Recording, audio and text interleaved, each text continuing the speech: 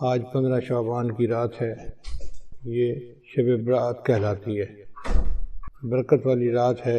امام ربانی مجد الثانی رحمۃ اللہ نے اس کو یوں سمجھایا ہے، وہ فرماتے ہیں کہ رات کا اندھیرا ہر طرف ہوتا ہے، پھر جب سورج نکلنا ہوتا ہے تو وہ ایسے نہیں کہ یکدم سورج نکل آیا، بلکہ پہلے صبح صادق طلوع ہوتی ہے تو اندھیرا کم ہو گیا اور روشنی زیادہ ہوتی جا رہی، پھر وہ روشنی بڑھتی جاتی ہے حتیٰ کہ اسفار کا وقت ہو جاتا ہے۔ سورج نکلنے سے تھوڑی دیر پہلے ایسے ہی روشنی ہوتی ہے جیسے سورج نکل چکا، پھر کچھ دیر کے بعد سورج طلوع ہوتا ہے اور دھوپ آ جاتی ہے۔ اسی طرح رمضان المبارک کی رحمتوں کا سورج طلوع ہونا ہے، مگر اس کی صبح صادق آج کی رات ہے۔ پھر رمضان کی برکتیں آنی شروع ہو گئیں، یہ اب ہر روز بڑھتی جائیں گی، حتیٰ کہ رمضان المبارک سے ایک دو دن پہلے ایسے ہی برکتیں ہوں گی جیسے کہ خود رمضان کی برکتیں ہوتی۔ اب آج کی رات میں انسان کے لیے رزق کے فیصلے اللہ تعالیٰ فرماتے ہیں۔ رزق میں انسان کے بیوی بچے، صحت، عزت، کاروبار سب کچھ آ جاتا ہے، جو کچھ بھی ہے وہ رزق میں شامل ہے۔ ہم سارا سال رزق کے بارے میں شکایتیں کرتے رہتے ہیں، کوئی کہتا ہے قرض نہیں اترتا، کوئی کہتا ہے کہ مجھے انکم کم ہے، کاروبار میں فائدہ نہیں ہوتا۔ بجائے اس کے کہ ہم سارا سال شکوے کریں، بہتر یہ ہے کہ جب اللہ تعالیٰ نے رزق کے فیصلے فرمانے ہیں تو اللہ تعالیٰ کے سامنے عاجزی کر لیں کہ اللہ تعالیٰ ہی خیر کے فیصلے فرما دے۔ جو لوگ غیر شادی شدہ ہیں وہ اپنے لیے اچھے رشتے مانگے، نیک دیندار۔ جو شادی شدہ ہیں اور بے اولاد ہیں وہ اپنے لیے اولاد کی دعائیں مانگیں۔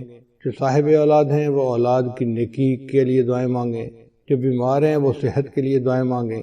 جو پریشان حال ہیں مرد یا عورتیں وہ اپنی پریشانیوں کے دور ہونے کے لیے دعائیں مانگیں، اپنے لیے بھی مانگیں، اہل خانہ کے لیے بھی مانگیں، ملک کے سب لوگوں کے لیے مانگیں، پوری امت مسلمہ کے لیے مانگیں، پوری دنیا کے مسلمانوں کے لیے مانگیں۔ یہ وقت پوری امت کے مسلمانوں کے اوپر بہت مشکل آ گیا ہے۔ اے خاصہ اے خاصان رسول وقت دعا ہے، امت پہ تیری آ کے عجب وقت پڑا ہے۔ آج کے دور میں روٹی اور رزق زندگی کا نصب العین بن گئے ہیں۔ ایسے لگتا ہے کہ انسان دنیا میں آیا ہی اس لیے ہے کہ مجھے اچھا کمانا ہے اور اچھا کھانا ہے۔ یہ مقصد زندگی نہیں ہے، یہ ضرورت زندگی ہے۔ مقصد زندگی اللہ تعالیٰ کی عبادت ہے، اللہ کی فرمانبرداری ہے، مگر ہم رزق کے پیچھے اس طرح پڑے ہوئے ہیں کہ 24 گھنٹے اسی کی فکر ہے، اٹھتے بیٹھتے چلتے پھرتے ہر وقت اسی کی فکر ہے۔ حالانکہ آج کے دور میں زیادہ کھا کر مرنے والوں کی تعداد زیادہ ہے بنسبت بھوک سے مرنے والوں کے، اور اللہ تعالیٰ نے رزق کی اتنی بہتات دی ہے کہ بے موسم کے پھل ہر جگہ پر ملتے ہیں۔ پھل کیا ملنا بلکہ بے موسم کے جوس ہر جگہ ملتے ہیں۔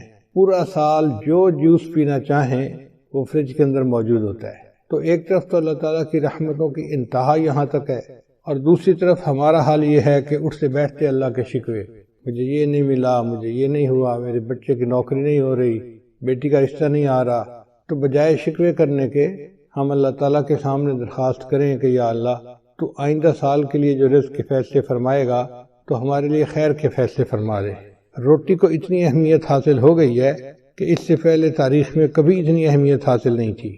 دین اسلام اتنا خوبصورت ہے کہ اس نے کسب حلال کو عبادت کہا ہے، اس لیے شریعت نے رہبانیت سے منع کیا ہے۔ رہبانیت کہتے ہیں کہ اتنا دین میں لگ جانا کہ دنیا کو چھوڑ دینا، بیوی بچوں کو نظر انداز کر دینا۔ لا رہبانیت فی الاسلام، اسلام کے اندر کوئی رہبانیت نہیں ہے۔ دوسری طرف ہے اباہیت۔ اباہیت کہتے ہیں کہ روٹی کپڑا اور مکان کو زندگی کا مقصد بنا لینا، یہ بھی ناجائز ہے۔ نہ رہبانیت جائز ہے نہ اباہیت جائز ہے، ہمیں اس کے درمیان کی زندگی گزارنی ہے۔ ہمارے حضرت مسیح عالم رحمۃ اللہ فرماتے تھے کہ اللہ تعالیٰ کو جو راستہ جاتا ہے وہ جنگلوں اور غاروں سے ہو کر نہیں جاتا، ان گلی کوچوں بازاروں سے ہو کے جاتا ہے۔ اللہ چاہتے ہیں کہ میرے بندو تم معاشرے میں زندگی گزارو، حقوق اللہ پورے کرو، حقوق العباد پورے کرو، تو اس کے بعد تمہیں اللہ کی رضا مل جائے گی۔ اس لیے انسان رزق حلال کے لیے کوشش تو کرے مگر حرص نہ دکھائے۔ جو مقدر میں ہے ملنا وہی ہے، جو مرضی کرتا پھرے۔ یہ جو ہمارا پیٹ کا مسئلہ ہے نا، یہ صرف موت تک کا مسئلہ نہیں، موت کے بعد کا بھی مسئلہ ہے۔ چنانچہ قیامت میں جب انسان کھڑا ہوگا تو اسے سخت پیاس لگی ہوگی۔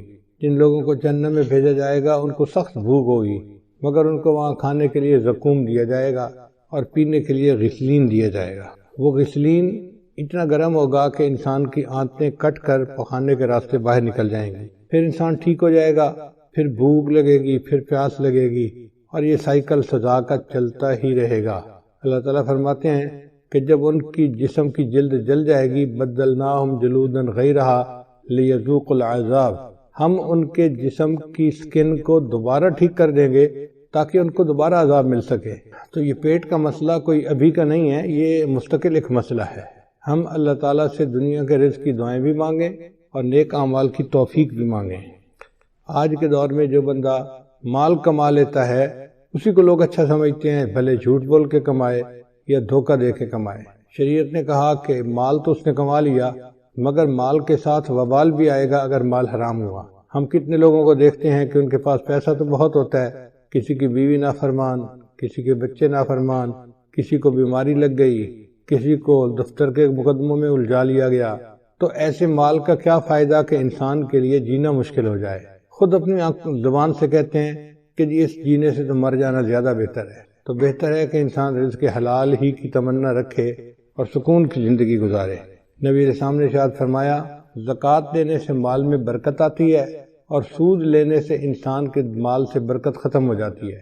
آج جس کو دیکھو وہی سودی کاروبار کر رہا ہے، کہتے ہیں جی کہ کیا کرے، بینک کے بغیر تو کام چلتا ہی نہیں ہے۔ رزق اپنی رفتار میں موت سے زیادہ تیز ہے، انسان کو رزق پہلے پہنچتا ہے، موت کا فرشتہ بعد میں آتا ہے۔ باجی بستامی رحمۃ اللہ علیہ نے ایک جگہ نماز ادا کی تو ایک بندے نے ان سے پوچھا من این تاکل، آپ کہاں سے روٹی کھاتے ہیں؟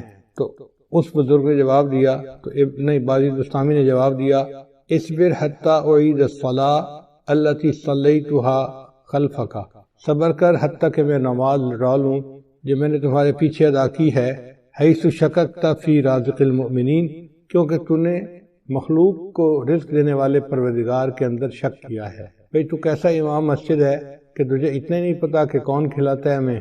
اس لیے باجی بستامی رحمۃ اللہ فرمایا کرتے تھے اگر ساری مخلوق کو میرا کنبہ بنا دیا جائے اور زمین تانبے کی بن جائے کہ اس میں ایک درخت نہ اگے، کھیتی نہ اگے، سبزی کچھ بھی نہ اگے، اور آسمان سے ایک قطرہ بارش کا نہ گرے، مجھے پھر بھی یقین ہے کہ اللہ تعالیٰ میری عیال کو رزق پہنچا دیں گے۔ اللہ تعالیٰ وہ ذات ہے جو انسانوں کو، حیوانوں کو، پرندوں کو، چرندوں کو، کیڑے مکوڑوں کو، ہر کسی کو رزق پہنچاتا ہے۔ حتیٰ کہ بند پتھر کے اندر کچھ کیڑے ہوتے ہیں، ان کیڑوں کو بھی اللہ روزی پہنچاتا ہے۔ تو نے پتھر میں کیڑے کو پالا، خشک مٹی سے سبزہ نکالا، تو نے پتھر میں کیڑے کو پالا، خشک مٹی سے سبزہ نکالا، یہ تیرا ہے جہاں، یہ زمین آسماں اے خدایا، کس نے تیری حقیقت کو پایا۔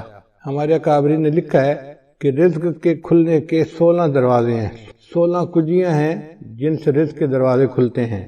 پہلی کنجی ہے نماز، کہ انسان اہتمام کے ساتھ، خشوع خضوع کے ساتھ نماز ادا کرے۔ اللہ تعالیٰ فرماتے ہیں وَأْمُرْ أَهْلَكَ بِالصَّلَاةِ وَاسْتَبِرْ عَلَيْهَا لَا نَسْأَلُكَ رِزْقًا نَحْنُ نَرْزُقُكَ، کہ تم نماز ادا کرو، ہم تو اس سے روزی کمانا نہیں چاہتے، روزی تو ہم تمہیں دیں گے، ہماری روزی ہے اللہ کے پاس۔ وَفِي السَّمَاءِ رِزْقُكُمْ، اے میرے بندو تمہارا رزق تو آسمانوں میں ہے، اور اللہ جتنا چاہتے ہیں اتنا اپنے بندوں کو عطا فرما دیتے ہیں۔ تو سب سے پہلا عمل ہو گیا کہ انسان نماز کو اہتمام کے ساتھ ادا کرے۔ آج ہم نماز تو پڑھتے ہیں مگر جیسے مرغا ٹکریں لگا رہا ہوتا ہے، ہم بھی اسی طرح اٹھک بیٹھک کر رہے ہوتے ہیں، دل دماغ کہیں اور پہنچا ہوا ہوتا ہے، جس کی وجہ سے نماز کی برکتیں سامنے نہیں آتی۔ دوسرا رزق کا دروازہ ہے استغفار کی کثرت کرنا، چنانچہ اللہ تعالیٰ ارشاد فرماتے ہیں استغفروا ربکم انہ کان غفارا، اپنے رب کے سامنے استغفار کرو، اللہ گناہوں کو معاف کرنے والا ہے۔ اور حدیث پاک میں آتا ہے من استر من الاستغفار، جو بندہ استغفار کی کثرت کرتا ہے جعل اللہ لہ من کل ہم فرجا، اللہ تعالیٰ اس کے لیے ہر مشکل میں آسانی کر دیتا ہے، ومن ضیق فرجا، اور ہر مشکل کو آسان کر دیتا ہے، ورزقہ من حیث لا یحتسب، اور اسے ایسی طرف سے رزق دیتا ہے کہ جس کا اس کو گمان بھی نہیں ہوتا۔ تو گویا استغفار کے زیادہ کرنے سے اللہ تعالیٰ بندے کو رزق ایسی طرف سے دیتے ہیں جس کا اس کو گمان ہی نہیں ہوتا، اور اس کے رزق کی پریشانی کو دور کر دیتے ہیں۔ پھر تیسرا رزق کا دروازہ ہے اللہ کے راستے میں خرچ کرنا، اس کو کہتے ہیں انفاق فی سبیل اللہ، اس لیے کہ جو بندہ اللہ کے راستے میں خرچ کرتا ہے اللہ تعالیٰ اس کو واپس لوٹاتے ہیں۔ اللہ تعالیٰ فرماتے ہیں وما انفقتم من شیء فهو یخلفہ، تم اللہ کے راستے میں جو خرچ کرو گے وہ اللہ تمہیں اس کا بدلہ دے گا۔ ہم 1 روپیہ خرچ کرتے ہیں، اللہ ہمیں اس کے بدلے 10 عطا فرماتے ہیں، 20 عطا فرماتے ہیں، 70 عطا فرماتے ہیں، حتیٰ کہ کئی مرتبہ ایک کے بدلے 700 عطا فرماتے ہیں۔ لوگ کہتے ہیں جی کہ ہم کہاں سے پیسہ دیں، ہماری تو ضرورتیں پوری نہیں ہوتی۔ بھائی ضروری نہیں کہ انسان لاکھوں دے، جتنا بھی غریب آدمی ہے 5-10 روپے خرچ کرنا تو کوئی مشکل کام نہیں ہوتا۔ تو ہمیں چاہیے کہ ہم مسکینوں پہ، فقیروں میں خرچ کریں، یا مدارس کے جو طلباء ہیں ان کے لیے مطبخ میں خرچ کریں، کیونکہ ہم اللہ کے راستے میں خرچ کریں گے تو اللہ تعالیٰ اس قرض حسنہ کو واپس لوٹا کر رہیں گے اور کئی گنا کر کے لوٹائیں گے۔ تو دیکھنے میں ہم ایک دے رہے ہوں گے اور دوسری طرف سے 10 ہماری جیب میں واپس آ رہے ہوں گے، مگر یہ نفع کا کاروبار ہر بندے کو کرنا نہیں آتا، لوگ پریشان ہو جاتے ہیں۔ تو پہلا دروازہ تھا نماز کو اہتمام کے ساتھ ادا کرنا، دوسرا دروازہ تھا استغفار کی کثرت کرنا، تیسرا دروازہ تھا کہ اللہ کے راستے میں اپنے مال کو خرچ کرنا، اور چوتھا دروازہ ہے دین کے لیے ہجرت کرنا۔ جیسے بعض لوگ سعودی عرب چلے جاتے ہیں یا ایک شہر سے دوسرے شہر چلے جاتے ہیں تو ان کے کام کاروبار میں برکت آ جاتی ہے، لیکن جن لوگوں کو اللہ نے وطن کی روزی دی ہوئی ہے وہ خوش نصیب ہیں، وہ اللہ کی اس نعمت کا شکر ادا کریں۔ ہر بندے کو یہ نعمت نصیب نہیں ہوتی۔ پھر چوتھا عمل ہے تقوی اختیار کرنا۔ اللہ تعالیٰ فرماتے ہیں وَلَوْ أَنَّ أَهْلَ الْقُرَىٰ آمَنُوا وَاتَّقَوْا لَفَتَحْنَا عَلَيْهِمْ بَرَكَاتٍ مِّنَ السَّمَاءِ، اگر یہ بستی دیسوں والے ایمان لاتے، تقوی کو اختیار کرتے تو ہم ان کے لیے آسمان سے برکتوں کے دروازے کھول دیتے۔ تو گناہوں سے بچنے پر اللہ تعالیٰ رزق کے دروازوں کو کھول دیتے ہیں، اور آج گناہوں کی وجہ سے رزق کے دروازے بند ہیں اور ہم پریشانیوں کا شکار ہیں۔ پھر پانچواں عمل جو رزق کے دروازے کھولتا ہے وہ ہے عبادت کی کثرت کرنا۔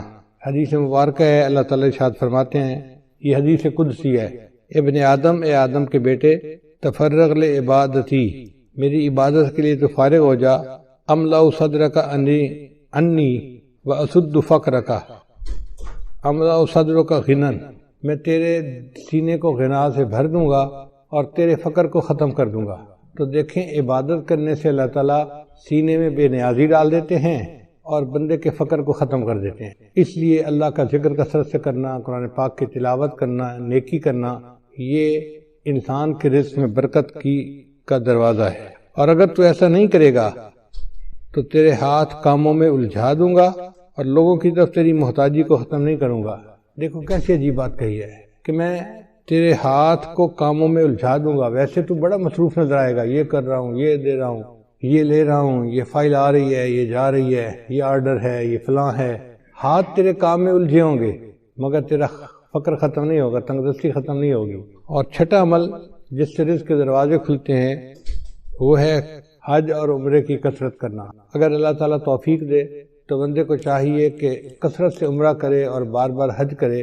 دیکھنے میں تو حج اور عمرے پہ انسان پیسہ خرچ کر رہا ہوتا ہے، لیکن حقیقت میں وہی پیسہ اس کے لیے باعث برکت بن کے اس کو واپس اللہ لوٹا رہے ہوتے ہیں۔ چنانچہ نبی علیہ السلام کے پاس جب کوئی بندہ رزق کی شکایت کرتا تھا تو نبی علیہ السلام اسے مشورہ دیتے تھے کہ تم عمرہ کرو۔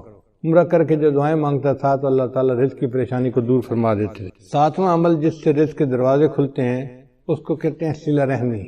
صلہ رحمی کا مطلب یہ ہے کہ جن کے ساتھ خونی رشتے ہوتے ہیں ان کے ساتھ محبت کا تعلق رکھنا، ان کے ساتھ پیار محبت کا ریلیشن رکھنا اور غم خوشی میں ان کے ساتھ رہنا، اس کو صلہ رحمی کہتے ہیں۔ چنانچہ جو بندہ صلہ رحمی کرتا ہے اللہ تعالیٰ اس کو 2 نعمتیں عطا فرماتے ہیں۔ حدیث پاک میں ہے من احب ان یزاد فی عمرہ، جو بندہ اس بات کو پسند کرتا ہے کہ اس کی عمر کے اندر زیادتی ہو، یعنی لمبی عمر ہو، فیزاد فی رزقہ، اور اس کے رزق میں زیادتی ہو، برکت ہو، فلیصل رحمہ، اس کو چاہیے کہ صلہ رحمی کو زیادہ کرے۔ پھر 8واں دروازہ ہے رزق کے کھلنے کا کمزوروں سے حسن سلوک، کہ جو لوگ کمزور ہوتے ہیں، بیمار ہوتے ہیں، بوڑھے ہوتے ہیں، ان کے ساتھ حسن سلوک کرنا۔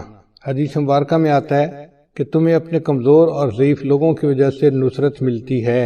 اللہ تعالیٰ قرآن میں فرماتے ہیں وَلَوْ يُؤَاخِذُ اللَّهُ النَّاسَ بِمَا كَسَبُوا، اگر اللہ تعالیٰ پکڑ لیتا انسانوں کو جو عمل وہ کرتے ہیں، مَا تَرَكَ عَلَى ظَهْرِهَا مِن دَابَّةٍ، تو زمین کی سطح کے اوپر کوئی ایک بھی جاندار باقی نہ بچتا۔ اگر اللہ پکڑنے پہ آتا نا جو تم اعمال کرتے ہو تو کوئی انسان نہ بچتا، کوئی جانور نہ بچتا، زمین کے اوپر کچھ بچتا ہی نہ۔ تو اللہ تعالیٰ ہمیں جو رزق دیتے ہیں وہ چھوٹے بچوں کی وجہ سے، بوڑھوں کی وجہ سے، بیماروں کی وجہ سے، عورتوں کی وجہ سے دیتے ہیں، مہمانوں کی وجہ سے دیتے ہیں۔ لہذا ان کو بوجھ نہیں سمجھنا چاہیے، بلکہ ان کی وجہ سے ہمیں رزق ملتا ہے، ہر وقت ذہن میں یہ رکھنا چاہیے۔ رزق کا نواں دروازہ جس سے کہ انسان کا رزق کھلتا ہے اس کو توکل کہتے ہیں۔ توکل کا مطلب یہ ہے کہ انسان اللہ پر امید رکھے، اپنی طرف سے کوشش کرے اور نتیجہ اللہ پہ چھوڑ دے۔ وَمَن يَتَوَكَّلْ عَلَى اللَّهِ فَهُوَ حَسْبُهُ، جو اللہ پر توکل کرتا ہے اللہ اس کے لیے کافی ہو جاتا ہے۔ حدیث مبارکہ میں آئے لو انکم توکلون علی اللہ حق توکلہ، اگر تم توکل کرتے جیسے کہ اللہ پہ توکل کرنی چاہیے، لرزقکم کما یرزق الطیور، تو اللہ تعالیٰ تمہیں اس طرح رزق پہنچاتے جس طرح اللہ تعالیٰ پرندوں کو رزق پہنچاتے ہیں۔ وہ صبح اپنے گھونسلے سے خالی پیٹ نکلتے ہیں اور شام کو اپنے گھونسلے میں پیٹ بھرے واپس آتے ہیں۔ انسان کا معاملہ الٹ ہے، بیچارہ گھر سے پیٹ بھر کے نکلتا ہے اور شام کو خالی پیٹ گھر واپس آتا ہے۔ اور پرندوں کا معاملہ دیکھو کہ وہ خالی پیٹ گھر سے نکلتے ہیں اور اللہ ان کو پیٹ بھر کے رات کو واپس گھر پہنچاتے ہیں، جبکہ پرندے اپنے لیے کوئی چیز جمع بھی نہیں کر سکتے۔ کوئی پرندہ آپ نے ایسا نہیں دیکھا ہوگا جو سال کی روزی جمع کر لے، انسان جمع بھی کر لیتا ہے، پھر اس کا یہ حال ہے۔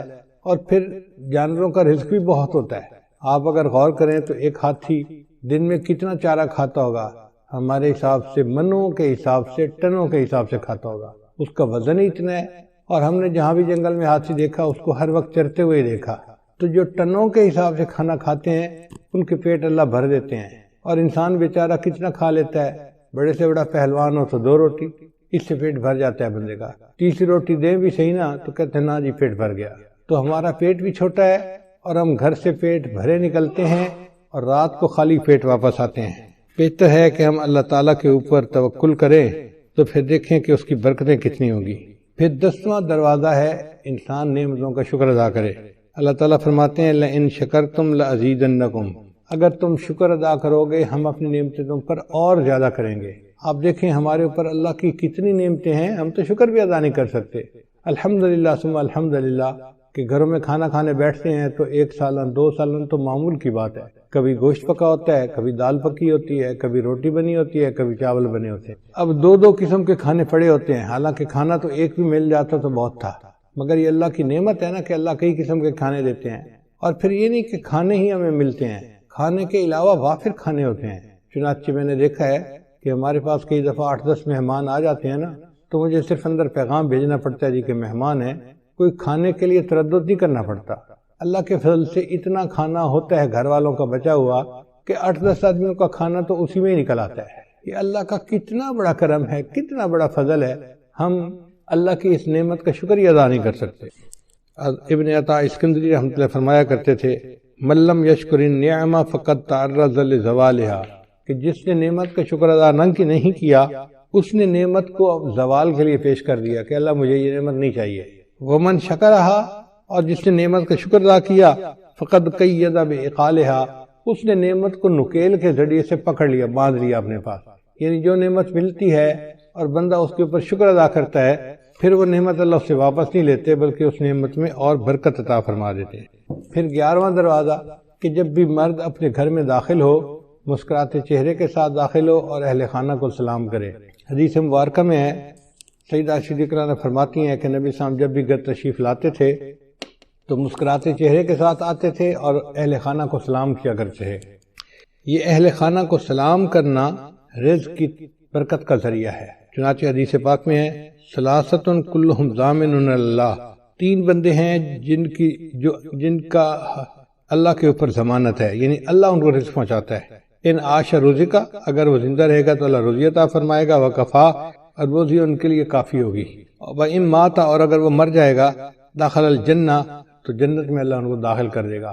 یہ کون 3 بندے ہیں؟ ان میں سے ایک بندہ ہے رجل، وہ بندہ داخلہ بیتہ، جو اپنے گھر کے اندر داخل ہو بسلام، اور گھر والوں کو سلام کرے، وہو ضامن اللہ، وہ اللہ کے ضمانت میں آ جاتا ہے۔ اب یہ کتنا آسان کام ہے، مگر بہت سارے لوگ ہیں جو گھروں میں داخل ہوتے ہیں تو ان کو سلام کرنا یاد ہی نہیں ہوتا، بس باتوں میں لگ جاتے ہیں، مسکرائیں گے، بیوی سے پوچھیں گے تیرا کیا حال ہے، بچوں سے پوچھیں گے تم کیسے ہو، مگر سلام کرنا ان کو یاد نہیں ہوتا۔ پھر 12واں عمل والدین کی فرمانبرداری۔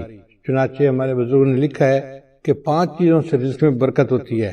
ایک، جو بندہ صدقہ فرمدامت کرے، دوسرا صلہ رحمی کرے، تیسرا جہاد کرے، چوتھا ہمیشہ باوضو رکھے، اور 5واں والدین کی فرمانبرداری کرے۔ والدین کے فرمانبردار کو اللہ تعالیٰ رزق کی پریشانی میں نہیں ڈالتے، اس لیے ان کی خدمت کر کے ان کی دعائیں لینی چاہیے تاکہ اللہ تعالیٰ کی طرف سے برکتیں اور رحمتیں شامل حال ہو جائیں۔ 13واں دروازہ رزق کا ہے دوام طہارہ، یعنی مستقل وضو کی زندگی گزارنا۔ اگر انسان عادت بنا لے تو وہ باوضو ہر وقت رہ سکتا ہے۔ جیسے ہمیں ہر وقت بے وضو رہنے کی عادت ہے، اس کو بدل لیں تو ہر وقت باوضو رہنے کی عادت ہو جائے گی۔ جب وضو ٹوٹے دوبارہ پھر وضو کر لیں۔ ہمارے اسی شہر میں ایک جگہ ایک گھرانہ ہے جو امام ربانی مجدد ثانی رحمۃ اللہ کے اولاد میں سے ہیں، تو بہت سال پہلے کی بات ہے، کوئی 30 سال پہلے کی بات ہے، مجھے خیال آیا کہ جا کے ان سے صرف اللہ کے لیے ملاقات کروں، تو میں ان کے ہاں گیا، ملاقات ہوئی۔ ہم جب پہنچے تو بس مغرب کے وقت میں کوئی 5 ہی منٹ باقی تھے۔ سلام دعا ہوئی، انہوں نے کہا جی کہ یہاں سے مسجد دور ہے تو ہمیں گھر میں ہی نماز پڑھنی پڑے گی۔ ہم نے کہا ٹھیک ہے۔ ان کے بچے گراؤنڈ کے اندر فٹ بال کھیل رہے تھے، کوئی 10-12 بچے ہوں گے چھوٹے بڑے، خوب ہنگامہ تھا، جیسے 2 ٹیموں کا میچ ہو رہا ہوتا ہے۔ لو جی ہم کھڑے ہو گئے مصلی پہ جماعت کے لیے، انہوں نے آواز دی بچوں کو، بچوں نماز کا وقت ہو گیا ہے۔ سارے بچے گراؤنڈ سے بھاگتے ہوئے آئے اور صف میں آ کے کھڑے ہو گئے۔ اب جب ہم نے نماز ادا کی تو مجھے بڑی حیرت ہوئی کہ کیا سب بچوں کا وضو تھا یا کچھ بچوں نے بے وضوئی نماز پڑھ لی۔ تو میں نے ان سے سوال پوچھا کہ جی بچے کسی کو وضو تو نہیں کرتے، میں نے دیکھا۔ تو وہ مسکرائے اور کہنے لگے کہ جی ہمارے خاندان میں بچوں کو یہ تربیت دی جاتی ہے کہ تم نے پوری زندگی با وضو گزارنی ہے۔ ہمارے گھر کے چھوٹے بڑے جس بندے کو آپ دیکھیں گے، جب بھی دیکھیں گے ہمیشہ با وضو دیکھیں گے۔ اگر وضو ٹوٹے گا تو دوبارہ اسی وقت وہ پھر وضو کر لیں گے۔ تو اگر ایسے خاندان آج بھی دنیا میں موجود ہیں کہ جن کے گھر کا ہر چھوٹا بڑا بندہ مرد عورت ہر وقت با وضو رہتے ہیں تو پھر اللہ ان کی رزق میں بھی برکت عطا فرما دیتے ہیں۔ پھر 12واں عمل ہے، 14واں عمل ہے چاشت کی نماز پڑھنا۔ چاشت کی نماز ہوتی ہے دن کے 10 بجے 11 بجے جب ذرا سورج طلوع ہو جاتا ہے اور پاؤں جلنے لگ جاتے ہیں گرمیوں میں، تو اس کو صلاۃ الضحیٰ کہتے ہیں، چاشت کی نماز کہتے ہیں۔ یہ وہ ٹائم ہوتا ہے جب اکثر مرد اپنے دفتروں میں چلے جاتے ہیں یا کھیتوں میں چلے جاتے ہیں یا اپنے کاروباروں میں چلے جاتے ہیں۔ اس وقت جو عورتیں اپنے خامدوں کو کاروبار پہ بھیج کے پیچھے مصلی پہ بیٹھتی ہیں اور نفل پڑھتی ہیں، اس میں اللہ نے رزق کی برکت رکھی ہے۔ اب کتنی عورتیں ہیں جو رزق میں کمی کے شکوے تو کرتی ہیں لیکن وہ چاشت کی نماز نہیں پڑھتی کہ محنت کرنے کے لیے تو میرا خامد نکل گیا، پسینہ تو وہ بہائے گا۔ اب اللہ کرے کہ اس کے رزق میں برکت ہو جائے اور ہمیں اللہ تعالیٰ رزق میں آسانی فرما دے، تو یہ نماز پابندی کے ساتھ پڑھنے کی ضرورت ہے۔ ہمارے بزرگوں نے لکھا ہے کہ جو بندہ چاشت کے وقت نماز نہ پڑھ سکتا ہو، دفتر کی وجہ سے یا کاروبار کی وجہ سے یا دکان کی وجہ سے، اس کو چاہیے کہ سورج نکلنے کے چند منٹ بعد جو اشراق کی نماز پڑھتے ہیں تو 2 رکعت اشراق کی نیت سے پڑھ لے اور 2 رکعت چاشت کی نیت سے اسی وقت پڑھ لے تو اس کی چاشت کی نماز ہو جائے گی۔ تو معمول بنا لینا چاہیے کہ چاشت کی نماز دفتر جانے سے پہلے پڑھ کے ہی جائیں۔ پھر 15واں عمل جس سے انسان اللہ تعالیٰ رزق کے دروازے کھولتے ہیں وہ ہے سورہ واقعہ کو پابندی کے ساتھ پڑھنا۔ حدیث مبارکہ میں آتا ہے من قرأ سورۃ الواقعۃ کل لیلۃ، جس نے ہر رات میں سورہ واقعہ کو پڑھا لم تصبہ فاقۃ ابدا، اس کو کبھی فاقہ نہیں پہنچتا۔ عبداللہ بن مسعود رضی اللہ عنہ ایک بڑے مفتی قسم کے صحابی تھے، وہ بیمار ہو گئے۔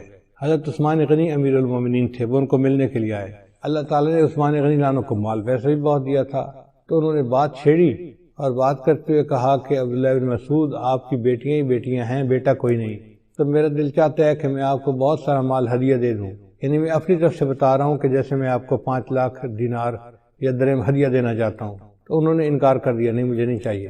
تو عثمان غنی رضی اللہ عنہ نے فرمایا کہ آپ کی بیٹیاں ہیں، آپ کو تو پیسے کی ضرورت ہے۔ ان کا بیٹیاں تو ہیں مگر میں نے اپنی سب بیٹیوں کو سورہ واقعہ یاد کروا دی ہے اور میں نے ان کو بتا دیا ہے کہ مغرب کے بعد سورہ واقعہ پڑھ لیا کرو۔ نبی علیہ السلام نے فرمایا جو بندہ ہر رات میں سورہ واقعہ پڑھ لیتا ہے اللہ اس کو فاقے سے محفوظ فرما لیتے ہیں۔ یعنی ان صحابہ کا اتنا یقین پکا تھا کہ انہوں نے 4-5 لاکھ ریال ہدیہ لینے کے بجائے سورہ واقعہ کے اوپر زیادہ جو ہے نا بھروسہ کیا کہ اللہ تعالیٰ میری بچیوں کو فاقے سے بچائے گا۔ پھر 16واں عمل ہے دعا کرنا۔ تو ہمیں چاہیے کہ ہم رزق کی برکت کے لیے دعا بھی کریں، جیسے آج کی رات قبولیت دعا کی رات ہے اور اب سے لے کے جو آگے وقت آ رہا ہے یہ سب قبولیت دعا کا وقت ہے۔ یہ رزق کی جو فہرستیں ہیں یہ اب سے بننا شروع ہوتی ہیں اور یہ بنتی رہتی ہیں بنتی رہتی ہیں بنتی رہتی ہیں، حتیٰ کہ 27 رمضان مبارک کو یہ فہرستیں اللہ تعالیٰ فرشتوں کو ہینڈ اوور کر دیتے ہیں ایگزیکیوشن کے لیے، عمل درآمد کے لیے۔ تو ہمارے پاس آج کی رات سے لے کے 27 رمضان تک کا وقت ہے، اس دوران ہم اللہ کو منائیں، اس کے سامنے روئیں، اس سے رزق مانگیں، اس سے صحت مانگیں، جو مانگنا ہے مانگیں۔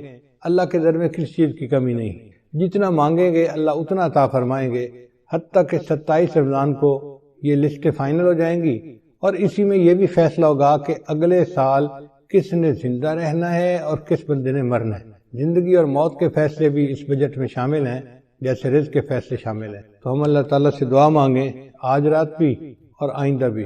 کرونا بیماری کی وجہ سے، حالات کی وجہ سے مسجدوں میں تو اجتماع اس وقت نہیں کر سکتے، لیکن گھر میں بیٹھ کے عبادت تو کر سکتے ہیں، اس میں تو کوئی رکاوٹ نہیں۔ ہم ابھی سے رمضان کی تیاری کریں اور ذہنی طور پہ ہم عبادت کرنے کے لیے تیار ہو جائیں اور اللہ کو منانے کے لیے تیار ہو جائیں، خوب دعائیں مانگیں۔ اگر باجماعت تراویح مسجد میں نہیں پڑھ سکتے تو گھر میں تو پڑھ سکتے ہیں نا۔ مسجدوں کی عمارتیں بند ہوئی ہیں، اعمال بند نہیں ہوئے۔ اعمال تو ہم کر سکتے ہیں، تو ہم تلاوت کریں، نمازیں پڑھیں، گھر کے اندر مجالس کریں اور اللہ تعالیٰ سے دعائیں کریں خوب ڈٹ کے۔ جتنا مانگیں گے اتنا ہی اللہ تعالیٰ ہمیں عطا فرما دیں گے۔ تو یہ 16 دروازے ہیں رزق کے کھلنے کے۔ ہمارے بزرگوں نے فرمایا کہ کچھ اسباب ہیں تنگ دستی کے، یعنی کچھ ایسے اسباب ہیں کہ جن کی وجہ سے اللہ تعالیٰ رزق کو ذرا کم کر دیتے ہیں، بند کر دیتے ہیں، تو وہ جاننا بھی ضروری ہے۔ چنانچہ مختصراً میں بتاتا چلوں کہ جو بندہ کھڑے ہو کر جوتے پہن کر ننگے سر کھانا کھاتا ہے، اللہ اس کا رزق تھوڑا کر دیتے ہیں۔ اور اگر آپ دیکھیں تو آج کل کی دعوتوں میں یہی سلسلہ ہے، شادی بیاہ میں، ہوٹلوں میں، شادی ہالوں میں اکثر لوگ کھڑے ہو کے کھانا کھاتے ہیں، سر پہ کپڑا بھی نہیں ہوتا اور جوتے بھی پہنے ہوئے ہوتے ہیں۔ پھر رزق میں تنگی تو ہونی ہوتی ہے۔ پھر دوسرا، مہمان کو بوجھ سمجھنا۔ جو لوگ مہمان کے آنے کو بوجھ سمجھیں اور اس فکر میں لگ جائیں کہ جی آ گیا ہے تو کہاں سے اس کو کھلائیں گے اور کتنا اس کو کھلائیں گے اور کتنے دن رہے گا، مہمان بعد میں آتا ہے، اللہ مہمان کا رزق پہلے بھیجتے ہیں، تو الحمدللہ ثم الحمدللہ اللہ تعالیٰ خیر فرما دیتے ہیں۔ بلکہ میں تو یہ سمجھتا ہوں کہ ہمیں اللہ مہمانوں کی برکت سے روزی دیتے ہیں۔ ایک دن میں کھانا کھا رہا تھا تو میری بہو کہنے لگی کہ ابو جی ایک بندہ ہے انڈیا کا، بڑا مالدار ہے، اس نے پورا سال ہر روز بندے کو ہر روز 1000 بندوں کو کھانا کھلایا۔ اب وہ بڑی حیران تھی کہ 1000 بندوں کو کھانا ہر روز وہ کھلاتا تھا۔ جب اس نے بات کر لی تو میں نے کہا کہ بیٹا وہ تو امیر آدمی ہے، وہ تو 1000 بندوں کو دن میں ایک دفعہ کھانا پورا سال کھلاتا ہے۔ ہم فقیر لوگ ہیں اور ہم الحمدللہ 1000 طلباء کو دن میں 3 مرتبہ کھانا کھلاتے ہیں۔ صبح ناشتہ بھی ہوتا ہے، دوپہر کا کھانا بھی ہوتا ہے، رات کا کھانا بھی ہوتا ہے، اور پورا سال اللہ روزی پہنچا دیتے ہیں۔ تو حیران ہوئی، کہنے لگی ہاں بات تو ٹھیک ہے۔ میری وائف پاس بیٹھی ہوئی تھی تو وہ کہنے لگی کہ میں ایک بات بتاؤں۔ میں نے کہا کیا؟ کہنے لگی کہ ہماری شادی کو 30-35 سال ہو گئے ہیں اور اس 30-35 سال میں ایک دن بھی ایسا نہیں گزرا کہ ہمارے گھر میں مہمان کا کھانا نہ بنا۔ میں نے اللہ کا شکر ادا کیا کہ یا اللہ تیرا کرم اور تیرا احسان ہے کہ الحمدللہ 35 سال میں ہر روز مہمان کا کھانا گھر میں بن رہا ہے، ایک دن بھی ایسا نہیں کہ مہمان گھر میں نہ ہو۔ تو میں تو یہ سمجھتا ہوں کہ اللہ ہمیں رزق جو دیتے ہیں وہ مہمانوں کی وجہ سے دیتے ہیں، تو مہمان نوازی سے کبھی پریشان نہیں ہونا چاہیے۔ پھر تیسرا سبب ہے بغیر بسم اللہ پڑھے کھانا کھا لینا، ہاتھ دھوئے بغیر کھانا کھا لینا۔ یہ بھی بیماری عام ہے، دسترخوان لگے ہوتے ہیں، نہ ہاتھ دھوئے جاتے ہیں، نہ بسم اللہ پڑھی جاتی ہے، نہ کھانے کی دعا پڑھی جاتی ہے، جس وجہ سے پھر تنگ دستی آ جاتی ہے اور اس کے دروازے بند ہو جاتے ہیں۔ پھر کھانے کے برتن کو صاف نہ کرنا، یہ بیماری بھی عام ہے۔ ہم لوگ کھانا کھاتے ہیں اور کچھ تھوڑا سا کھانا آخر پہ بچا دیتے ہیں، حالانکہ اسی کھانے میں برکت ہوتی ہے۔ سنت یہ ہے کہ اگر 3 لقمے کھانا موجود ہے تو اس کو تو چھوڑ دیں تو کوئی اور کھا لے گا، چلو بھائی۔ اگر اتنا کھا لیا کہ 3 لقمے رہ گئے، اس کو خالی نہ چھوڑیں، اب اس کو پلیٹ کو اچھی طرح صاف کر دیں تاکہ اللہ کی نعمت ضائع نہ ہو، اللہ کی نعمت جو ہے وہ کسی انسان کے کام آ جائے۔ مگر اس میں ایسے لگتا ہے کہ جیسے یہ بندہ غریب ہے، اور امیر لوگ جو ہیں وہ ذرا شاہانہ دماغ کے ہوتے ہیں، تو وہ ڈالتے زیادہ ہیں، آدھا کھا لیتے ہیں، آدھا چھوڑ دیتے ہیں۔ یہ جو آدھا کھانا اور آدھا چھوڑنا ہے یہ بھی رزق میں تنگی کا سبب بنتا ہے۔ اور ایک اور بات کہ بیت الخلاء میں باتیں کرنا، پہلے زمانوں میں یہ گناہ کم تھا، آج یہ گناہ زیادہ ہے، بلکہ نوجوان بچے اور بچیاں جو ادھر ادھر کالیں کرتے ہیں چھپ چھپ کے، وہ تو کئی مرتبہ جا کے بیٹھ کے بات ہی کرتے ہیں بیت الخلاء میں، پتہ ہی نہیں چلے کسی کو کہ کیا ہوا۔ بیت الخلاء میں باتیں کرنے سے فرشتوں کو بھی تکلیف ہوتی ہے اور رزق کے اندر بھی تنگی کر دی جاتی ہے۔ پھر 7واں بات ہے فقیر کو جھڑکنا۔ اگر کوئی مانگنے والا آئے تو بندہ فقیر کو جھڑکی نہ دے، چلے جاؤ بھائی یہاں سے، کہا نہیں آپ کو چلے جاؤ، سن نہیں رہے، جاتے کیوں نہیں، ایسے جھڑکی نہیں دینی چاہیے، بلکہ اگر کچھ ہے تو دے دے، اور اگر نہیں تو کہہ دے جی آپ آگے چلے جائیں۔ ہم ایک مرتبہ حرم شریف میں بیٹھے ہوئے تھے تو ایک UK کا بندہ حضرت کے پاس آیا مطاف کے اندر، کہنے لگا حضرت میں حج کے لیے آیا ہوں، لیکن یہاں مطاف میں تو مانگنے والے بہت ہیں، ہر تھوڑی دیر کے بعد کوئی فقیر آ جاتا ہے مانگنے والا، اب سمجھ نہیں آتی کہ ہم کس کو دیں اور کس کو نہ دیں، اگر ہم ہر کسی کو دے دیں تو ان کی تو عادت بگڑ جائے گی، تو دل چاہتا ہے کہ ان کو نہ دیں، اور اگر ہم نہ دیں تو پھر کون دے گا، تو دل چاہتا ہے دے بھی صحیح، تو اب فیصلہ کرنا مشکل ہوتا ہے، تو اب بتائیں کہ ہم کس کو دیں، ہمیں کیسے پتہ چلے کہ کون مستحق ہے اور کون مستحق نہیں ہے۔ حضرت نے اس کی ساری بات کو سنا اور پھر فرمایا کہ اچھا یہ بتاؤ کہ اللہ نے جو تمہیں دیا ہے تم اس کے مستحق ہو؟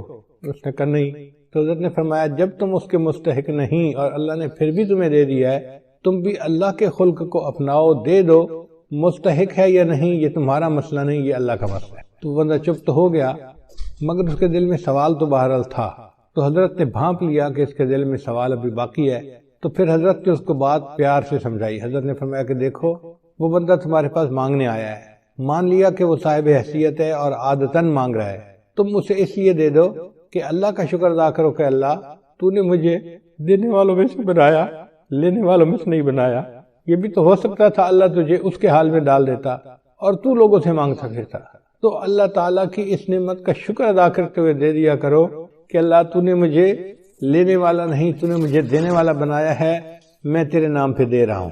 اس پہ اس کے دل کے اندر تسلی ہو گئی اور اس نے حضرت کے ماتھے کا بوسہ لیا اور خوش ہو کے واپس چلا گیا۔ تو اس لیے اگر کوئی فقیر آئے تو اس کو جتنا دے سکتے ہیں دیں، اور اگر نہیں دے سکتے تو پیار سے کہیں جی آپ آگے چلے جائیں، اس کو جھڑکی نہ دیں، اس کو ڈانٹ ڈپٹ نہ کریں۔ پھر مغرب کی نماز کے بعد بلا عذر جو بندہ سو جاتا ہے، اس سے بھی رزق کے اندر برکت کم کر دی جاتی ہے۔ اگر کوئی بیمار ہے یا کوئی عذر ہے تو اس میں تو شریعت اجازت دیتی ہے، لیکن عادت بنا لینا اس کو شریعت نے منع کیا ہے۔ مغرب کے بعد بلا عذر نہیں سونا چاہیے۔ پھر جو بندہ نماز قضا کر دیتا ہے اللہ تعالیٰ اس کے رزق کو تنگ کر دیتے ہیں۔ عورتیں بالخصوص، نیک عورتیں بھی نمازیں قضا کر بیٹھتی ہیں، پتہ ہے کیوں؟ سوچتی رہتی ہیں مہمان آئے ہیں، میں ان کو پہلے چائے بنا کے دے دوں پھر نماز پڑھ لیتی ہوں۔ اب وہ چائے بنا کے دینے میں اتنا کام لمبا ہو جاتا ہے کہ نماز کا ٹائم نکل جاتا ہے، ان کو یاد ہی نہیں ہوتا۔ یاد اس وقت آتا ہے جب اگلی نماز کا وقت شروع ہو چکا ہوتا ہے۔ یا یہ سوچتی رہتی ہیں کہ میں بچے کو نہلا لوں، بچے کھانا کھلا لوں، بچے کو فتح کر لوں، بچے کو نہلا لوں اور پھر نماز پڑھوں گی۔ یہ جو پھر کا مسئلہ ہے نا، نماز قضا کرنے کی بنیاد یہی ہے، نماز کو کبھی پھر پہ نہیں رکھنا چاہیے۔ ابھی پہلے نماز پڑھیں، بعد میں جو کرنا ہے کریں۔ اس لیے جب نماز کا وقت ہو جائے تو نماز پڑھیں اور اس کے بعد جو کرنا ہے کریں۔ نماز کو کبھی آئندہ پہ نہ چھوڑیں، کیا پتہ چند سانس مزید ہیں بھی صحیح کہ نہیں۔ ہمیں ایک مرتبہ اس کا بہت عجیب تجربہ ہوا۔ ہم پشاور ایک اجتماع سے واپس آ رہے تھے تو لاکھوں لوگ تھے اس اجتماع میں۔ راستے میں ایک چھوٹی سی مسجد میں ہم رکے، ہم نے سوچا کہ ہم یہاں پر عصر کی نماز ادا کر لیتے ہیں۔ تو جب میں مصلی کے اوپر کھڑا ہوا امامت کے لیے تو ایک اور گاڑی آ کے رکی جس میں 4 بندے تھے۔ ان 4 میں سے 2 بندے مسجد کے اندر داخل ہوئے اور دوسرے 2 ان کے پیچھے تھے۔ تو پیچھے والوں نے ان کو کہا یار یہاں تو پہلے ہی نمازی کافی ہیں، چلو ہم عصر کی نماز آگے پڑھ لیں گے۔ تو جو اندر آئے ہوئے لوگ تھے نا وہ بھی باہر نکل گئے اور گاڑی میں بیٹھ گئے اور گاڑی چلی گئی۔ خیر ہم نے نماز ادا کی، پھر اس کے بعد ہم آگے چلے اسلام آباد کی طرف آ رہے تھے۔ کوئی 10 میل کے بعد ہم نے دیکھا کہ اس پہلے والی گاڑی کا ایکسیڈنٹ ہوا ہے، اور ایکسیڈنٹ اتنا فیٹل تھا کہ چاروں کے چاروں بندے مر گئے تھے۔ تو ہم نے جب اس گاڑی کو دیکھا تو گاڑی کو تو پہچان لیا، تو لوگوں نے ہمیں بتایا کہ جی ایکسیڈنٹ اتنا برا تھا کہ ایک بندہ بھی نہیں بچا، سب مر گئے۔ اس وقت مجھے خیال آیا کہ یا اللہ اگر یہ رکے تھے جیسے نماز وہاں پڑھ کے پھر چلتے تو ایک تو وقت کی عصر کی نماز بھی ادا ہو جاتی اور دوسرا اس کی وجہ سے برکت بھی ہو جاتی۔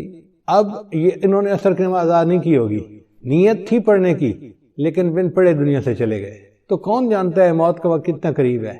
اس لیے اگر پھر پہ ڈال دینا جی کہ پھر نماز پڑھیں گے تو اس میں نماز بھی قضا ہو جاتی ہے اور انسان نقصان بھی اٹھاتا ہے۔ ابھی نماز پہلے پڑھیں جب ٹائم ہو جائے، اور عورتوں کے لیے تو اول وقت میں نماز پڑھنا بھی زیادہ فضیلت ہے۔ بس اذان کے انتظار میں رہیں۔ گھر کے اندر ایک بورڈ ہونا چاہیے جس پر نماز کے ٹائمنگ لگے ہوئے ہوں، بچے بڑے اس بورڈ کو دیکھیں اور جیسے ہی نماز کا ٹائم ہو جائے بس وضو کیا، پہلے نماز پڑھی، بعد میں جو کرنا ہے بعد میں کرتے رہیں گے۔ پھر 11ویں چیز جس سے رزق میں کمی آتی ہے وہ ہے جھوٹ بولنا۔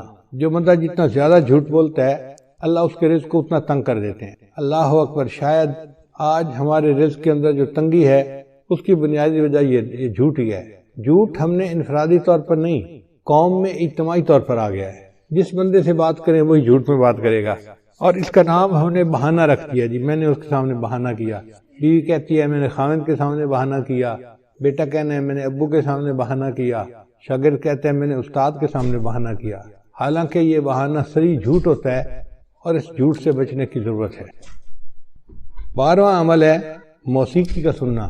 آج کل گھروں کے اندر گانے چل رہے ہوتے ہیں، فلمیں چل رہی ہوتی ہیں، عورتیں موسیقی کی آواز پہ کام کر رہی ہوتی ہیں کچن میں، گھر میں، اور کہتی ہیں الٹا کہ جی موسیقی تو روح کی غذا ہے، اور اس بات کو بھول جاتی ہیں کہ جس گھر میں موسیقی چلتی ہے اللہ ان کی رزق میں تنگی کر دیتے ہیں۔ پھر 13واں عمل اولاد کو برا بھلا کہنا۔ کچھ ماں باپ اولاد کو جلدی گالیاں دینا شروع کر دیتے ہیں، یا برے الفاظ کرنا شروع کر دیتے ہیں، یا کوسنا شروع کر دیتے ہیں۔ تو جو اولاد کو برے الفاظ کہیں گے یا کوسیں گے ان کے رزق کو اللہ تعالیٰ ویسے ہی تنگ کر دیں گے۔ 14واں عمل قرآن مجید کو بلا وضو ہاتھ لگانا۔ قرآن مجید اللہ کا کلام ہے، لا یمسہ الا المطہرون، اس کو ہاتھ نہیں لگا سکتا مگر وہ جو پاک ہو۔ تو ہمیں چاہیے کہ ہم باوضو ہو کے اس کو ہاتھ لگائیں، اگر بے وضو ہاتھ لگائیں گے تو رزق کے اندر کمی آ جائے گی۔ پھر 15واں عمل جس سے رزق میں کمی آتی ہے، نامحرم کو دیکھنا۔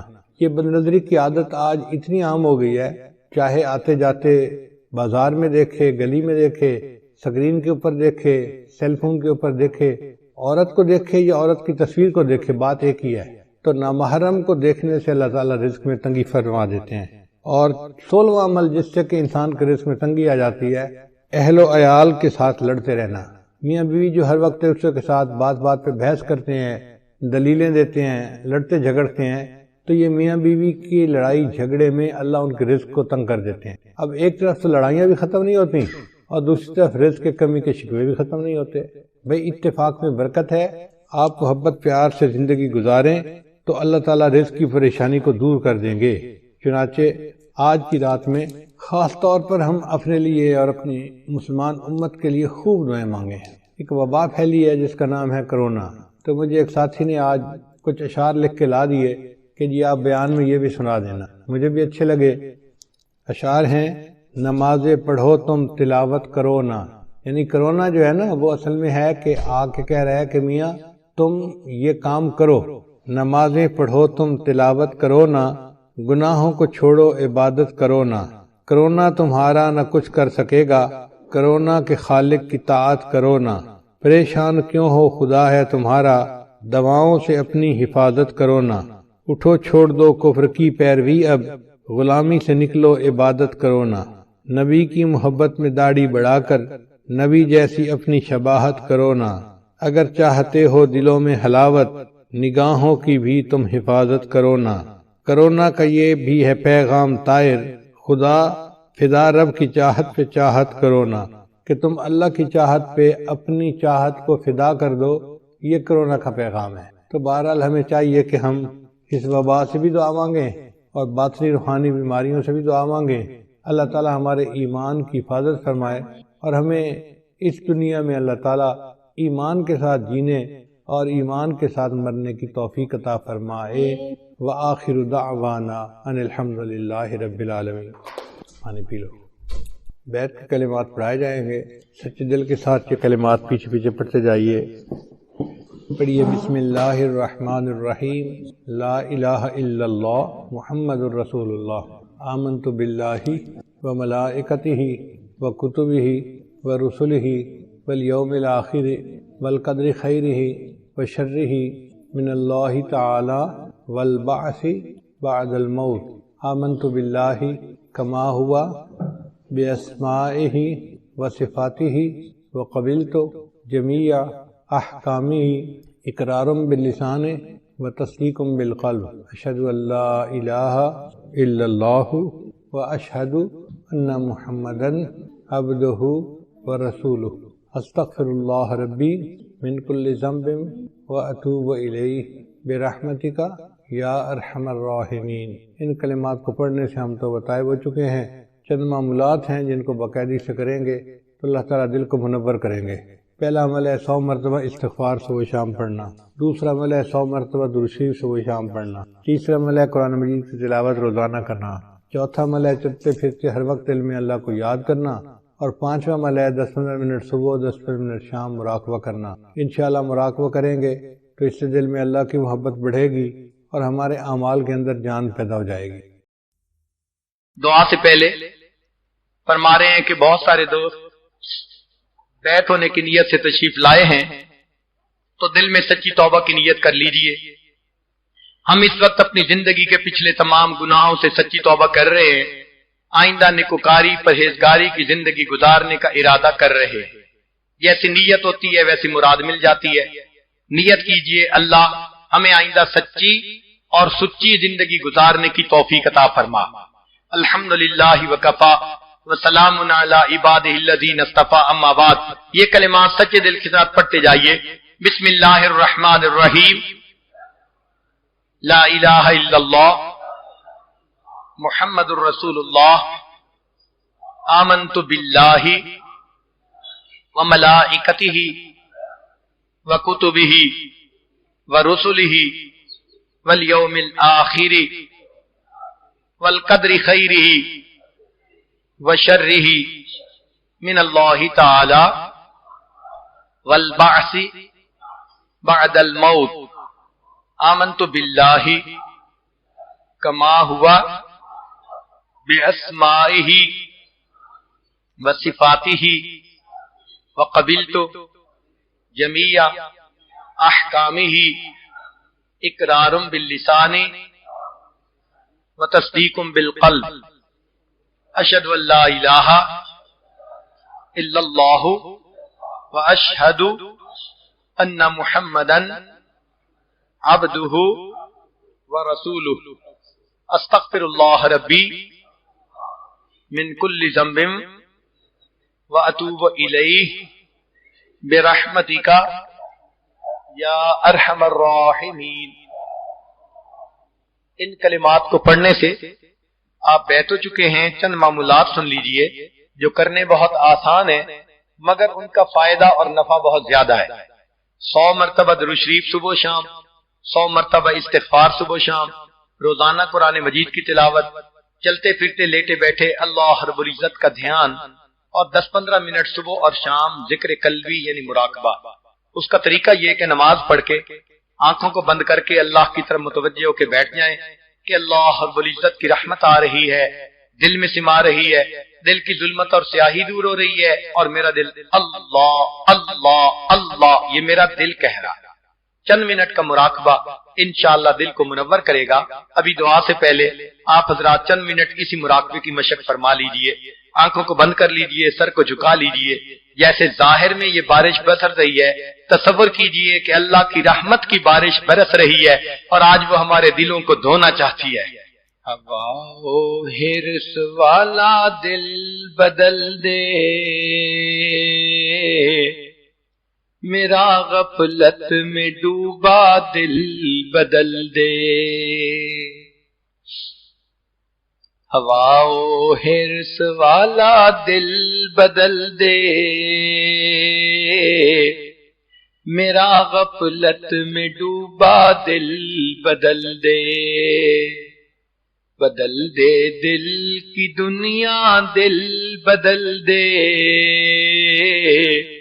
خدایا فضل فرما دل بدل دے۔ گنہگاری میں کب تک عمر کاٹوں، بدل دے میرا رستہ دل بدل دے۔ سنوں میں نام تیرا دھڑکنوں میں، مزہ آ جائے مولا دل بدل دے۔ ہٹا لوں آنکھ اپنی ماں سوا سے، جیوں میں تیری خاطر دل بدل دے۔ جو ہو دیدار تیرا روز محشر، تو دیکھے مسکرا کر دل بدل دے۔ یہ کیسا دل ہے سینے میں الہی، جو زندہ بھی ہے مردہ دل بدل دے۔ پڑا ہوں تیرے در پر دل شکستہ، رہوں کیوں دل شکستہ دل بدل دے۔ تیرا ہو جاؤں اتنی آرزو ہے، بس اتنی ہے تمنا دل بدل دے۔ میری فریاد سن لے میرے مولا، بنا لے اپنا بندہ دل بدل دے۔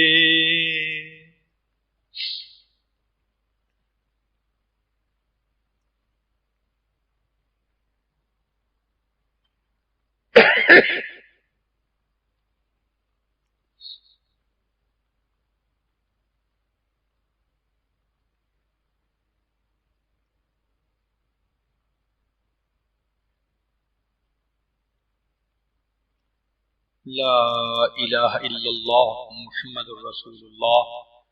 دعا کیجئے سبحان ربی العلی الوہاب، اللہم صلی علی سیدنا محمد وعلی آل سیدنا محمد وبارک وسلم۔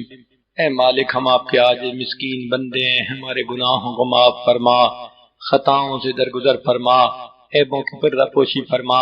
اللہ ہماری نگاہوں کو پاک فرما، دلوں کو صاف فرما، سینوں کو اپنی محبت سے لبریز فرما، اپنے عشق کی آتش ہمارے سینوں میں پیدا فرما، ہمارے انگ انگ سے اپنے ذکر کو جاری فرما، روئیں روئیں سے اپنے ذکر کو جاری فرما، ہڈی ہڈی بوٹی بوٹی میں اپنی محبت پیدا فرما۔ اللہ اپنے پیارے حبیب صلی اللہ علیہ وسلم کی سچی محبت نصیب فرما، ان کے اہل بیت کی سچی محبت نصیب فرما، ان کے صحابہ کی سچی محبت نصیب فرما۔ اللہ اپنے پیارے اولیاء کی سچی محبت نصیب فرما، دنیا اور آخرت میں ان کے قدموں میں جگہ نصیب فرما۔ ہماری جسمانی بیماریوں کو دور فرما، روحانی بیماریوں کو دور فرما۔ اللہ ہمیں ذلت سے محفوظ فرما، علت سے محفوظ فرما، قلت سے محفوظ فرما، اپنی رحمتوں کی ٹھنڈی چھاؤں نصیب فرما۔ اللہ زندگی میں کبھی بھی بے سہارا نہ فرما، کبھی بھی بے آسرا نہ فرما، کبھی بھی اپنے در سے دور نہ فرما۔ اللہ جس طرح آپ نے ظاہر میں بارش کی رحمت عطا فرمائی، اللہ نور کی رحمت کی بارش بھی عطا فرما دیجئے، ہمارے دلوں کو بھی دھو دیجئے۔ اللہ یہ آپ کے بندے اس بارش میں ظاہر میں بھیگتے رہے، پھر بھی بیٹھے رہے، آپ کے حبیب صلی اللہ علیہ وسلم سے محبت کی دلیل ہے۔ اے اللہ اس عمل کو قبول فرما لیجئے، آج اٹھنے سے پہلے دلوں کو دھو دیجئے۔ اللہ میں سنت کا شیدائی بنا دیجئے، سنت کا دیوانہ بنا دیجئے، سنت کا عاشق بنا دیجئے۔ اللہ سنتوں بھری زندگی گزارنا آسان فرما دیجئے۔ اللہ ہماری ان دعاؤں کو اپنی رحمت سے قبول فرما، رزق حلال عطا فرما، صدق مقال عطا فرما، پریشانیوں کو دور فرما۔ اللہ اٹکے کاموں کا ہونا آسان فرما، الجھے کاموں کو اپنی رحمت سے سلجھا۔ اللہ ہمارے آنے والے وقت کو گزرے وقت سے بہتر فرما۔ اے اللہ اولاد کے غموں سے محفوظ فرما، اولاد کے دکھوں سے محفوظ فرما، اولاد کی پریشانیوں سے محفوظ فرما، اولادوں کو نیکوکار بنا، فرما بردار بنا، ماں باپ کی آنکھوں کی ٹھنڈک بنا۔ جن گھروں میں جوان بچے بچیاں موجود ہیں اللہ ان بچوں کے مستقبل کو روشن فرما، ماں باپ کے لیے فرض ادا کرنے آسان فرما۔ اے کریم آقا امت مسلمہ کو عزت رفتہ نصیب فرما، ہمارے تینوں حرم کی حفاظت فرما۔ کریم آقا دور قریب سے جو احباب علماء طلباء تشریف لائے ہیں سب کا چل کے آنا قبول فرما، اور اس کے بدلے سب کے دلوں کو اپنی محبت سے لبریز فرما۔ اے میرے مولا ہم نیک بننا چاہتے ہیں مگر نفس اور شیطان ہمارے دشمن ہیں، اے اللہ ہم ایک قدم آگے بڑھاتے ہیں کئی قدم پیچھے ہٹ جاتے ہیں، اللہ رات کو توبہ کرتے ہیں دن میں توڑ بیٹھتے ہیں، دن میں توبہ کرتے ہیں رات کو توڑ بیٹھتے ہیں، ہماری باطن کی حالت کو آپ اچھی طرح جانتے ہیں، اے اللہ اب دل کا غم کس کے سامنے جا کر کہیں، آپ سینوں کے بھید جاننے والے ہیں، اللہ مدد فرما دیجئے، اللہ مدد فرما دیجئے، جو ڈوب رہا ہوتا ہے وہ پکارتا ہے مجھے بچا لو مجھے بچا لو، اللہ ہم گناہوں میں ڈوبتے جا رہے ہیں، اللہ بچا لیجئے، اللہ بچا لیجئے، اے کریم بچا لیجئے، اے حنان بچا لیجئے، اے منان بچا لیجئے، رب کریم رحمتوں کا معاملہ فرما، اے اللہ ہم نے دنیا میں دیکھا ہے اگر کوئی قافلہ لٹ جائے لوگوں کو اس پہ بڑا ترس آتا ہے، ہمارا حال اس لٹے ہوئے قافلے کی مانند ہے، اللہ ہم نے جو نیک اعمال کیے شیطان نے حسد کی وجہ سے ختم کروا دیے، اے اللہ مختلف اور گناہوں کی وجہ سے ختم کروا دیے، اس نے ہمارے نیک عملوں کو بھی لوٹ لیا، اللہ ہم لٹے ہوئے قافلے کی مانند ہیں، رحم فرما لیجئے، اللہ رحم فرما دیجئے، اللہ رحم فرما دیجئے، اللہ ہمیں اپنے مقبول بندوں میں شامل فرما لیجئے، اللہ اپنی رحمت کی چادر میں جگہ عطا فرما دیجئے، اے کریم مہربانی کا معاملہ فرما، رب کریم ماں اپنے بچے کو نجاست میں لترا دیکھتی ہے، وہ بچے سے نفرت نہیں کرتی، اسے پھینک نہیں دیتی، سمجھتی ہے یہ تو نادان ہے، بیٹا تو میرا ہی ہے، اللہ وہ بچے کو دھو لیتی ہے، سینے سے لگا لیتی ہے، اے کریم آقا ہم بھی تو گناہوں کی نجاست میں لچڑے ہوئے ہیں، اللہ ہم نادان ہیں، آپ ہم سے ناراض نہ ہوئیے، ہمیں اپنی نگاہوں سے گرا نہ دیجئے، اللہ ہمیں نفس اور شیطان کے حوالے نہ کیجئے، اے کریم ایک رحمت کی نظر ڈال کے ہمیں دھو دیجئے،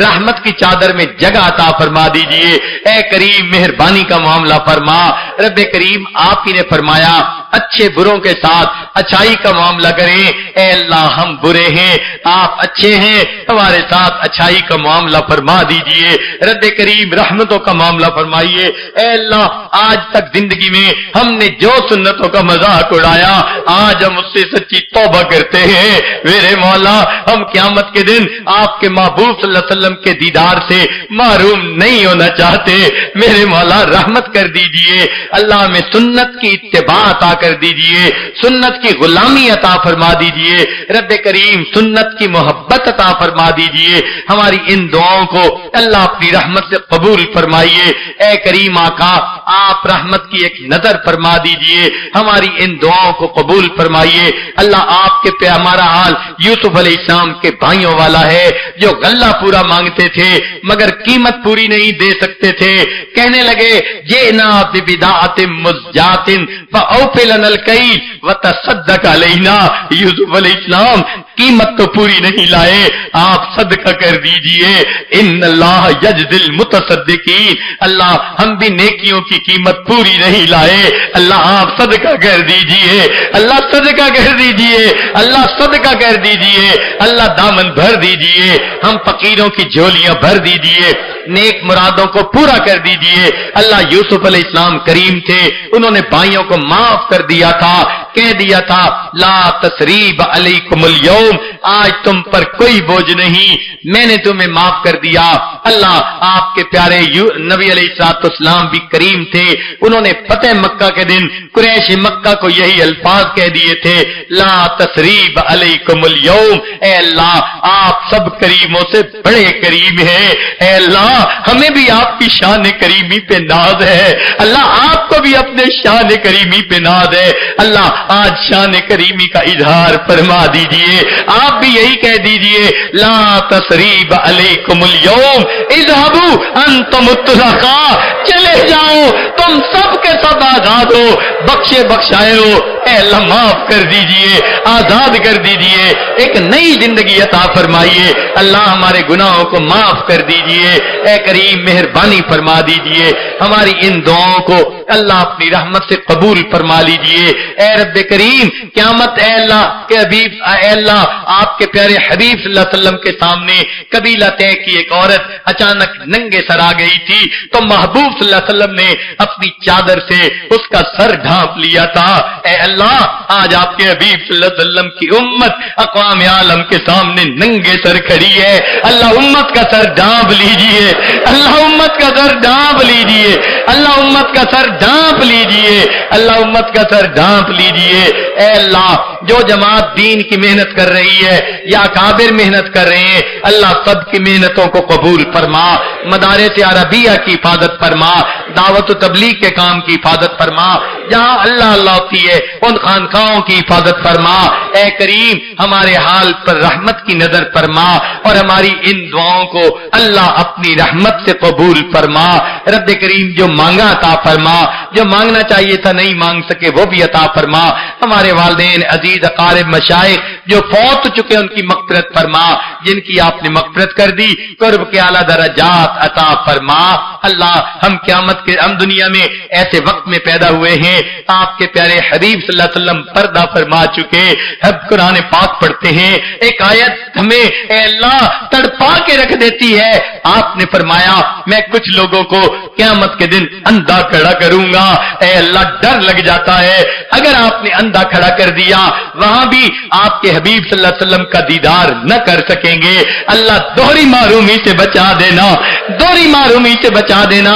بڑے دل کی تمنا ہے اس چہرے کو دیکھیں جسے آپ نے والضحیٰ فرمایا، ان زلفوں کو دیکھیں جنہیں آپ نے واللیل فرمایا۔ اللہ اگر دنیا میں نہیں دیکھ سکے تو قیامت کے دن تو دیدار کروا دینا، ان کے ہاتھوں حوض کوثر کا جام عطا فرما دینا، ان کے جھنڈے کے نیچے جگہ عطا کر دینا، ان کے قدموں میں جگہ عطا فرمانا، اللہ جنت میں ان کا اللہ جوار عطا فرما دینا۔ اللہ ہماری ان دعاؤں کو اپنی رحمت سے قبول فرما۔ اے اللہ جتنے بھی پروگرام ہوئے جہاں بھی ہوئے، خدمت والے جتنے بھی لوگ تھے جنہوں نے جو بھی کوششیں کی ان پروگراموں کے لیے، انعقاد کے لیے، اللہ سب کی محنتوں کو قبول فرما۔ اللہ ہم نے اپنے بڑوں سے سنا ہے عبادت سے جنت ملتی ہے، خدمت سے خدا ملتا ہے۔ اللہ خدمت کرنے والوں کو آپ اپنا تعلق عطا کر دیجئے، اپنے بندوں میں شامل فرما لیجئے، اپنی بندیوں میں شامل فرما لیجئے۔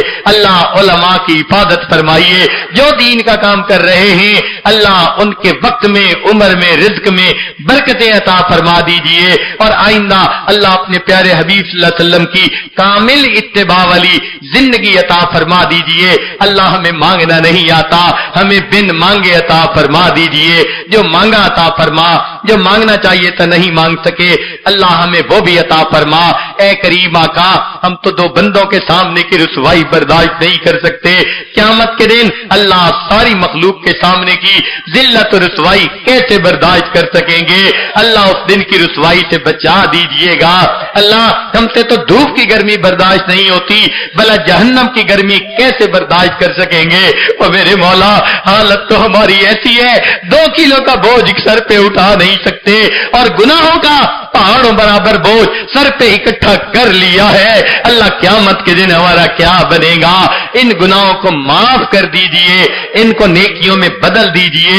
اللہ آپ کا احسان، آپ ہمارے پروردگار ہیں، ہم نبی علیہ السلام سے راضی، وہ ہمارے آقا اور سردار ہیں۔ اے اللہ ہم اسلام سے راضی، آپ کی دی ہوئی نعمت ہے، اللہ اس نعمت کو صحیح طرح زندگی میں لاگو کرنے کی توفیق عطا فرما دیجئے۔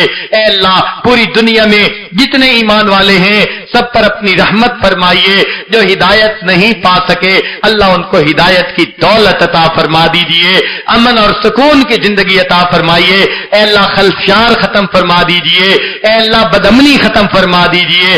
اللہ انسان کو دوسرے انسان کے احترام کی توفیق عطا فرما دیجئے، ہمیں اپنے پیارے حبیب صلی اللہ علیہ وسلم کی سنتوں پر عمل کی توفیق عطا فرما دیجئے۔ ربنا تقبل منا انک انت السمیع العلیم تب علینا انک انت التواب الرحیم صلی اللہ تعالی علی حبیبہ سیدنا محمد وآلہ واصحابہ اجمعین برحمتک یا ارحم الراحمین۔